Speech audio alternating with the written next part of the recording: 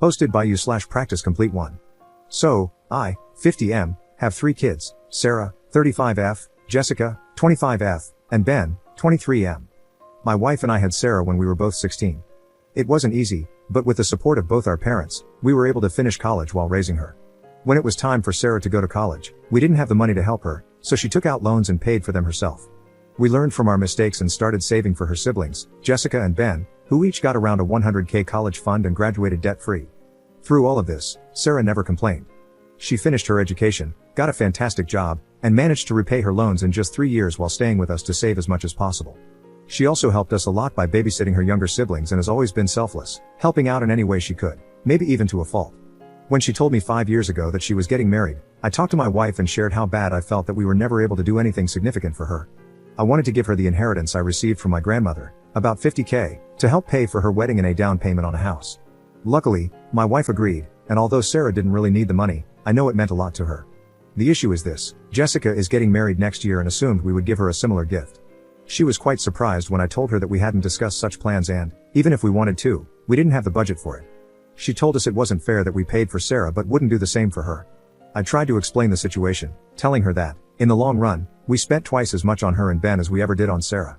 However, she insisted that Sarah was already well off, pointing out that Sarah and her husband had paid off their house and were doing extremely well financially. I told her this had nothing to do with how much money her sister had. It was about finally being able to do something for our oldest child, who had sacrificed so much because we had her at such a young age. She didn't take it well, left angry, and now won't speak to us. My wife thinks we should maybe take out a small loan and give Jessica the money because she isn't used to not talking to her kids and is upset about being left out of the wedding preparations. She's even afraid we might not be invited to the wedding. But I have put my foot down and won't budge because I don't think Jessica is entitled to our money. Now even Sarah is saying this is getting out of hand and has offered to pay half the money herself. Personally, though, I'm at a point where I'd rather burn the $50,000 than give it to Jessica. Sarah and my wife think this isn't worth destroying our family over, but I believe that giving in will only make Jessica more entitled in the long run. Up in the comments. About Sarah, I wanted to give her the money because I felt like a bad father. I thought about all the time we missed during her childhood and the less expensive presents she got compared to her siblings because we just didn't have the money. And yet, she never complained, never said how unfair it was, even though she deserved better. It's my apology to her for us being young and stupid and not being able to provide the childhood she deserved. About my wife, I think she is still a little traumatized and avoids conflict because of what happened to us when we were kids. Her parents threw her out and didn't speak to her for half a year, which had a profound impact on her. I think she's just scared of losing her daughter, like she thought she had lost her parents. Update 1 week later. Thank you all for the fantastic comments and personal messages regarding my last post. After reading them, I felt even more convinced that I was in the right, so I sat down with my wife to talk. Following many of your suggestions, I showed her the post and asked her to read it. She wasn't happy, especially when she saw how many people had read it, but she was also really curious. This has been on her mind a lot lately, and she wanted to know what all of you were thinking. She had a few issues with my comments. She believes that when I said I would rather burn the money, it indicates I need to change my approach to problem solving. While it might be easy for people on the internet to suggest that parents cut off contact with their child, she is not ready to lose her little girl. In addition to that, she thinks my statement about doing my duty and wanting to take care of myself comes across as selfish and is not something a parent should say. She believes there is a reasonable compromise. Instead of giving her the full $50K, we can offer her half for the wedding. This way, we can cover most of the expenses from our savings, borrow the rest from Sarah if needed, and pay her back within a year. I told her right away that I was not going to do that. I suggested that we could separate our finances and that she could return to work full-time to help Jessica pay for the wedding. However, I made it clear that I was done. As selfish as it may seem, I don't feel obligated to Jessica anymore, and I want to enjoy my life while I still can. She replied, as she always does, that I am stubborn, and she would take that step if it meant keeping the family together. I told her that was fine but not to come to me complaining about her health if she went back to work full-time. A couple of days ago, she came to me and said she agreed with my proposal. We made a plan to open a joint bank account where we would deposit our monthly expenses. After that, we can each use our personal money however we like. We decided on an amount to keep in our savings account for emergencies and agreed to split the remaining funds 50-50. I even agreed to cover 60% of the money needed for our joint expenses. This is the first time we will have more than one bank account, so I'm a bit nervous about how it will turn out. I also believe she mentioned talking to her boss about working more hours, but I want to avoid getting involved in that discussion. I spoke with Sarah and expressed my concerns about giving Jessica any money, as I believe it's a bad idea. However, Sarah insists that she wants to help. She mentioned that while she agrees with my viewpoint, she doesn't want their mom to return to work full-time. She clarified that her decision to help was aimed at supporting their mom, not Jessica. I told her it was her money and she could do as she pleased, but like her mom, I wouldn't involve myself in the situation any further. Right before I wrote this post, I sent an email to Jessica expressing my feelings. I clarified where I stood and mentioned that she could decide how involved I would be in her wedding. I don't expect a reply, but now I'll have to wait and see what happens. Edit. I forgot to mention this in my post, but part of our agreement is that she should not take out any loans with interest. If she decides to borrow money from friends or family, that's her choice, but I want to avoid having another bank loan under my name. However, I am confident that she won't need to borrow much if she only gives $25,000 for the wedding, especially since it appears that Sarah is planning to cover half of that amount, which, again, I still think is a bad idea. Commenter.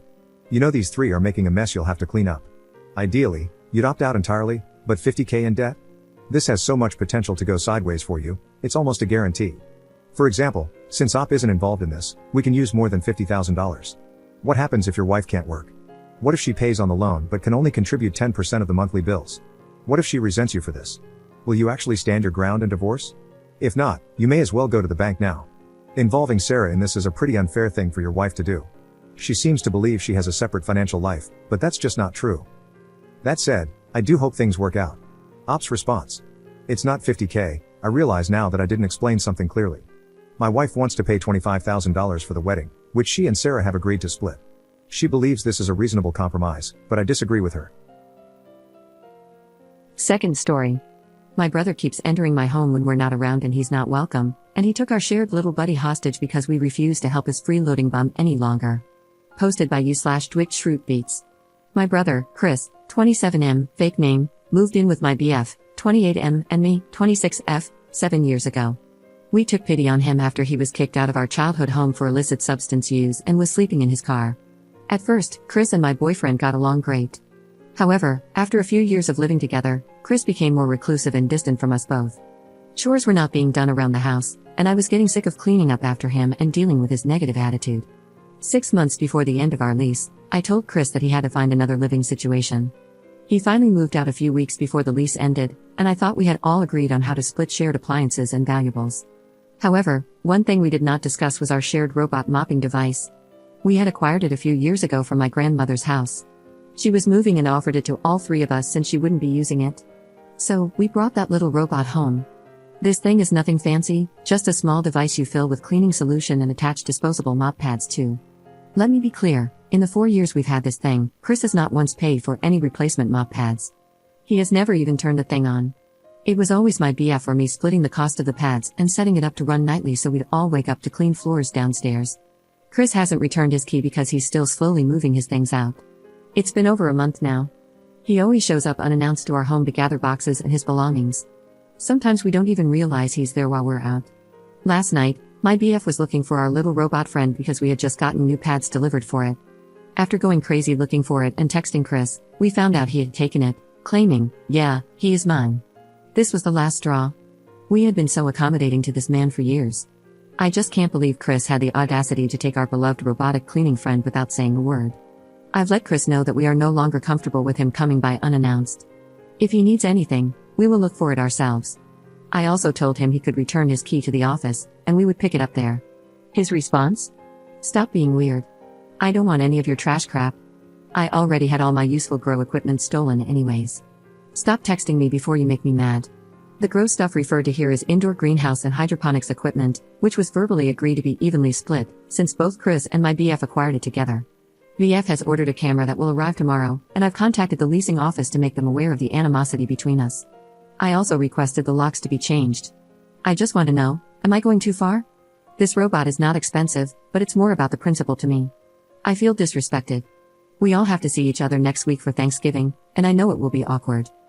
Update 2 days later.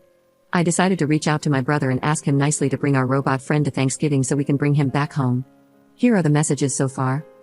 Me, I've had some time to think about this and gain some different perspectives. I don't believe the robot belongs to you. I'd really appreciate it if you could bring it with you to Thanksgiving so we can bring it back home. I feel as though we've been very accommodating to you over the years you've lived with us, and taking a shared appliance without any discussion is not only disrespectful but also shows a lack of consideration for us. So we'd like our robot back, as it really is ours after years of using and maintaining it without any help from you. Chris, I've had some time to think about it, and I want the TV from Grandma's as well, so go ahead and bring it over when you get a chance, thanks. Me, the TV was also given to us specifically.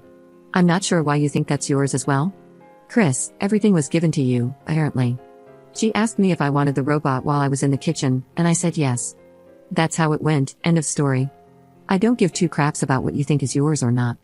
If I let you borrow something because I'm not using it, that doesn't make it yours. Me, as I remember it, we were all there when she offered. I even tried to decline since it was still useful, but she insisted. It was given to all of us as a shared household item. If you thought it was yours, you should have had a discussion with us first before taking it while we were out. Chris, you remember wrong, and I don't need to have a discussion about my own things. Not to mention BF moving shady, taking stuff out of the tent while I was gone, thinking I wouldn't notice. Lol, how is that any different? I didn't bring it up because I'm a bigger person and don't really care anymore. I want to put this terrible part of my life behind me, and if you don't leave it be, I'm going to leave you behind as well. Me, you and BF had a discussion about splitting up the gross stuff, which he thought went amicably. You aren't being very mature, and I don't want someone in my life who can't have a simple conversation about shared items anyway. So I guess that's it. It looks like we will not be getting our little friend back. Thank you all for your support and for interacting with this post. Second update 10 days later. Hello again. I just wanted to start by saying thank you all for your judgments on my last post. I read every comment and gave each perspective some thought.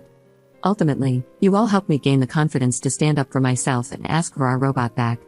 I included my text conversation with my brother Chris in the comments of my last post. To summarize, I asked as politely as I could for our mopping robot back and explained the reasons why it belonged to us. Chris refused to see reason and essentially said he would cut me out of his life if I kept bringing it up. My wonderful BF couldn't sit back and let him be disrespectful to us anymore. He had his own conversation with Chris, which, for privacy reasons, cannot be shared. BF ended up taking some of your advice and threatened to reveal specific information to our family if the robot was not returned by Thanksgiving. This was last Thursday, so Chris had 1 week to make a decision. After a quiet week, I was preparing myself to drop a bomb at family dinner. But then, I went out to start warming up my car Wednesday night and found a box on my front step. I hadn't ordered anything, and when I picked up the box, I noticed it wasn't sealed. Guys, our robot friend found his way home. I guess Chris decided that a mopping robot wasn't worth ruining his reputation with our family. He will not be bothering us anymore, and we will be going low/no contact from now on. Now, a positive from all this drama. BF and I are utilizing our new home monitoring cameras to watch our pets. Our dogs and cats' activities while home alone are so entertaining, it's brought us a lot of joy to check in on them. A family photo of the pets and robot will be posted in the comments. Have a great holiday season, everyone.